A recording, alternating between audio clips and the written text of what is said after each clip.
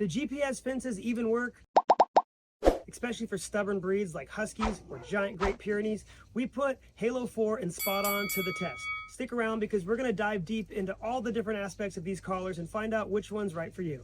As of when I'm recording this, SpotOn is priced at just under $1,000, $999, while Halo costs $599. So that's a pretty big difference from the products that essentially do the same thing, right? Well, in this video, I'm going to break down the key differences between the two so you can make an informed decision on which one is best for you and your dog. Alright, let's talk subscriptions. With SpotOn, right out of the box, you get a ton of features, like unlimited fences, free one-on-one training with a certified dog trainer, setup and support with a customer support representative, extended battery life mode, off-the-grid mode, keep-out zones, and a 1-year warranty that comes with a one-time accidental forgiveness. That's quite a few features that come standard with SpotOn right out of the box you can start using right away. With Halo, on the other hand, you cannot use this product without a plan. Okay, so the next question is, why do you need a subscription?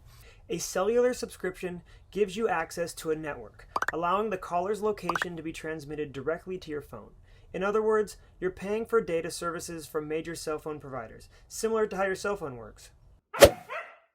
You might wonder, why would you not want this feature?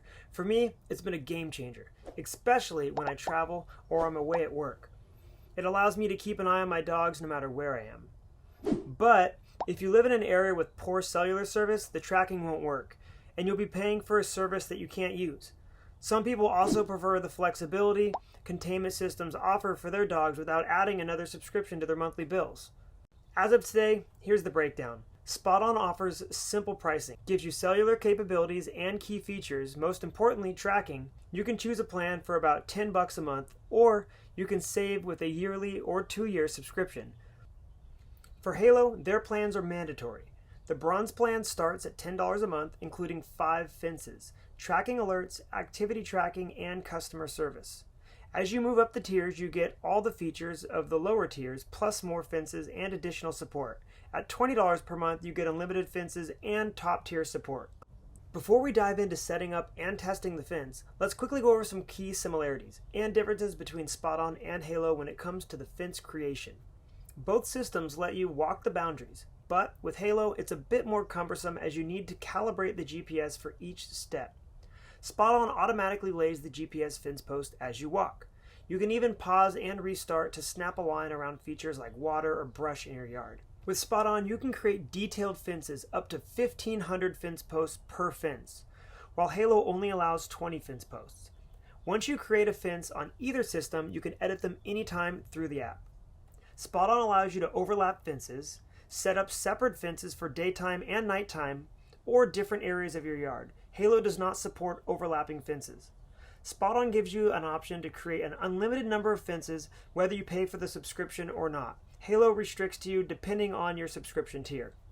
Halo features an automatic property line snap for fences, but SpotOn does not currently offer this. SpotOn allows you to create keep-out zones. It's a minimum of 30 feet by 30 feet, but this cannot be too close to other fence lines. Halo offers outdoor beacons, but based on my research and feedback from other Halo users, they're very difficult and unreliable, and you cannot control the area size. If you like to camp off-grid with your dog, SpotOn's off-grid mode allows you to create temporary fences, while Halo's currently does not have that feature. Now, the most important part of the video, testing the collars for accuracy. As dog owners know, consistency is a key in training. My biggest concern with GPS fences was that the boundary line could shift due to GPS drift, making it harder for my dog to understand the virtual boundaries. It's essential that your tools that you use are fair and reliable so your dog can easily grasp the rules. Okay, so now that we got the collars all charged up and we have the cell plans for each of them, we're going to set up the boundary. So keep in mind, the Halo here says that you can go as small as 30 by 30, which is really small, and the SpotOn here suggests half an acre. However, you can go as small as 80 by 80 if you really have to, but it's really set up for a large area here. So where I have set up right here is cones. That's 100 feet that way and 150 feet that way. And what we're gonna do is basically set up some boundaries and some scenarios to see which one's more accurate. So here's what we're gonna do. We're gonna do the first test, and I'm gonna hold both collars. Left hand is going to be for the Halo, right hand for the Spot On. And what I'm gonna do is, as I get close to the different barriers, I'm gonna hold up which one triggers first or which one doesn't get triggered at all. Maybe they get triggered at the same time. I'm not sure. We're gonna do the experiment and see just which one is more accurate and precise. All right, here we go. I need to go over this way. So here's the 10-foot mark. Got the first warning here. 5-foot mark, second warning. And now here we got the correction. I haven't got anything from the Halo yet. Well, it looks like Spot On won that one. Let's do it again. Up, now we got a trigger. It went off.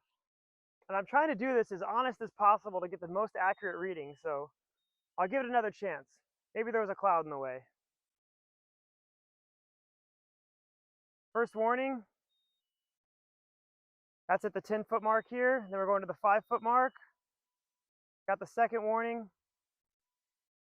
And here's at the barrier. We got a correction.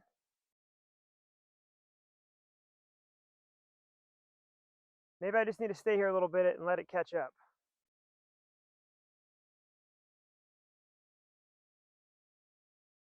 No correction. Oh, there's another one. It went off.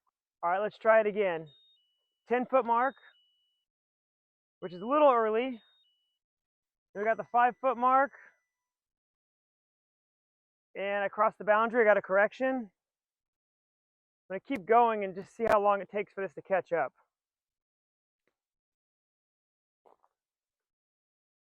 Well, nothing.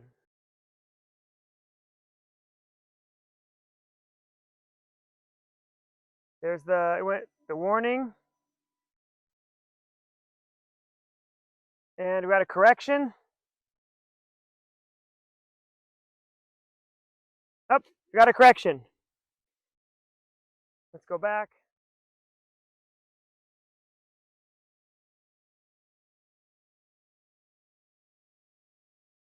Got a correction early. And we got a warning. And then a correction. So that one was all messed up. Let me get well within the boundary first to make sure it's correct. Okay, I'm way within the boundary.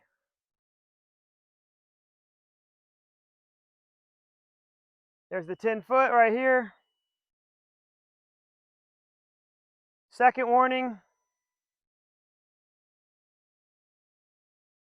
And correction. With the Halo, though, is still not. You know, I double checked the maps too. It is set up right, so I'm not sure. There we go. Now I got a correction coming back. So it's pretty clear out today. There's not a lot of clouds. Okay, so Spot On was definitely the clear winner in the clear skies. We're gonna go over to the forested area and see which one's more accurate. One thing that I did notice is this might be off, you know, and sometimes about 3 feet or so. But the thing that I noticed is it's always off on the other side of the boundary, which I appreciate. Whereas this, I noticed I was 6 to 10 feet at least coming out of the boundary before it even triggered, if it triggered at all. And a lot of times when I was coming back is when it got the correction. So that's something that I don't necessarily want to see for my dog. Let's head over to the forested area and see which one works better. All right, now we're over here and we got the Spot On in forest mode. Fun fact is, after the new update, it's always in forest mode, so you don't have to worry about switching in between. And what we're gonna do here is basically test it and see if it is as accurate in forest mode. We got a bunch of trees and stuff around here blocking the signal, so let's see what happens. First mark. The warning here.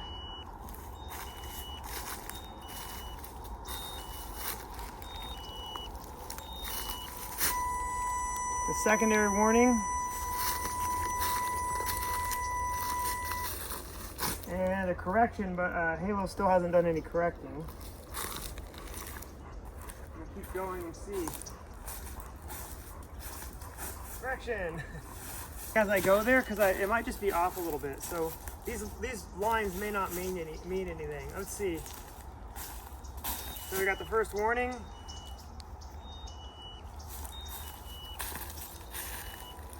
Second warning.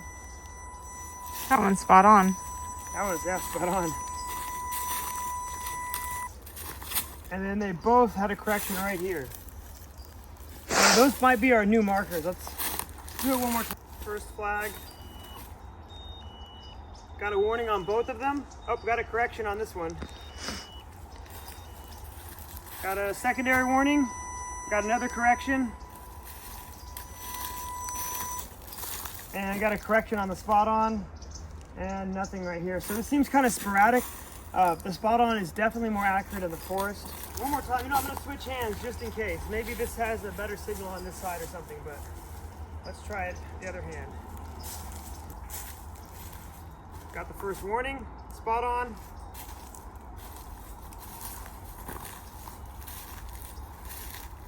Second warning with SpotOn. So far, nothing with the Halo. I got a warning with the Halo and I got a correction. And then again right here, the correction. So seems like no matter how many times I do it, which hand I do it, the SpotOn, it's funny, I guess it's a good name for the brand. It's just SpotOn.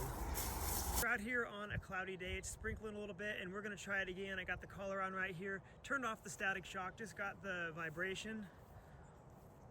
Let's go past our markers. Here's the... To be honest, they seem about 5 or 6 feet off from the other day when I did it. But I will say, if it's gonna be off, you'd rather it be off outside the boundary rather than your dog getting a correction when they're in the boundary. Okay, now I'm back out here with the Halo dog collar. Let's go ahead and test this. So here's the 10-foot mark, 5-foot mark, fence line. Huh. It kind of just skipped straight to the correction. It skipped the warning. Let's try that again.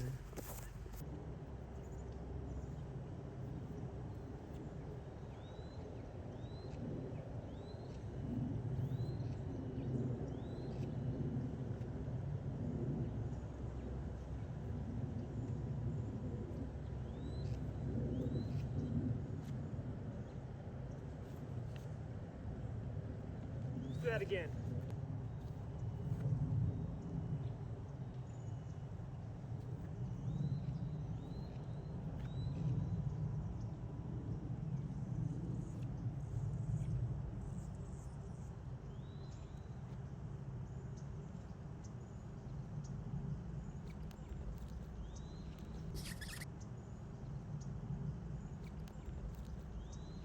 After testing both collars, I can clearly say that SpotOn GPS is definitely the winner when it comes to accuracy and reliability, so this makes it the best choice for most dog owners. While Halo has some better features, like you can use it on a smaller yard, and initially it's a little bit cheaper as far as setting it up, that subscription is going to add up over time and potentially cost you a lot more money. Feel free to ask any questions you have about GPS collars in the comments below. Let me know what you think, and stay tuned for more review videos. Good boy, Arthur.